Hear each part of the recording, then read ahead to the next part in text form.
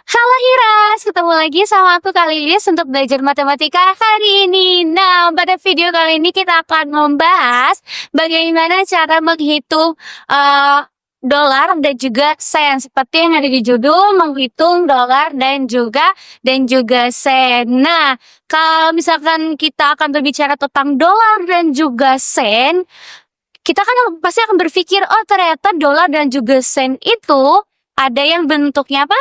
Lembaran dan juga ada yang bentuknya koin. Oke, sekarang kita langsung aja masuk ke contohnya ya. Oke, kalau udah sebelum itu kakak mending jelaskan dulu lah ya untuk sen dan juga dolar apa hubungannya. Oke, nah kalau misalkan kita lihat di sini untuk $1 ya lambang dolar itu apa? Lambang dolar itu kayak huruf S, kemudian ada coretannya. Nah, untuk $1 itu sama dengan 100 sen. Sen juga sama di C dan juga ada coretannya seperti ini. Ya, kalau misalkan nanti kalian lihat di soal, ada S dicoret itu artinya dolar dan juga kalau misalkan ada huruf C dicoret itu artinya sen. Ya, nah ini adalah basicnya dulu yang harus kalian kuasai. Karena nanti saat kita menghitung uangnya, ini harus benar-benar diperhatikan, jangan sampai salah. Oke, kita langsung ke contohnya dulu ya.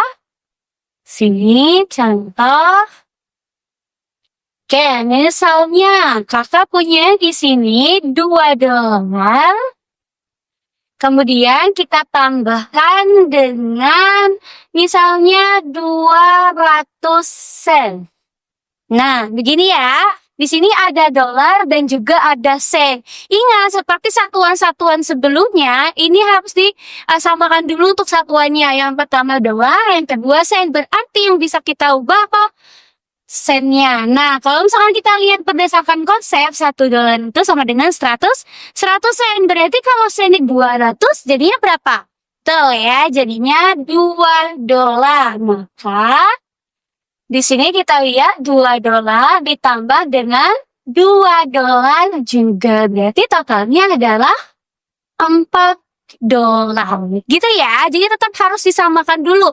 Tapi tergantung juga kalian nanti maunya diubah jadi dolar kah? Atau diubah jadi sen. Sekarang kita ubah ke sen ya. Misalkan nih yang di atas dolar ditambah yang ini kita tulis ulang. Oke, nah kalau kita ubah $2 kita ubah jadi sen berarti jadinya berapa? Pertama ya, 200 sen ditambah dengan 200 sen, maka jadinya adalah 400 sen. Gitu ya, jadi ini kalau misalkan kita lihat ada yang kita ubah jadi dolar, ada yang kita ubah jadi sen. Pokoknya kalau misalkan kita menjumlahkan atau mengerangkan, satuannya harus sama dulu. Oke, kita next ke soal selanjutnya. Nah, kita lanjut ke contoh selanjutnya dalam kehidupan sehari-hari atau dalam bentuk word problem ya. Nah, di sini Rara membeli lollipop dengan harga 90 sen. Kemudian Rara membeli lagi permen mangga dengan harga $1,70. Kalau berapa ya total yang harus dibayarkan oleh Rara? Nah, sekarang kita di sini kita langsung tulis saja untuk totalnya.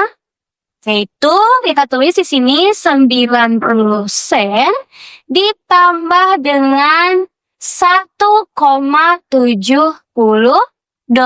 Tapi di sini ada perbedaan. Ada yang pakainya dolar tapi koma bentuknya. Nah, gimana tuh? Sekarang kita boleh ubah dulu, mau sen diubah jadi dolar atau dolar diubah jadi sen. Nah, kalau misalkan menurut kakak kita coba ubah dulu ke bentuk dolar ya.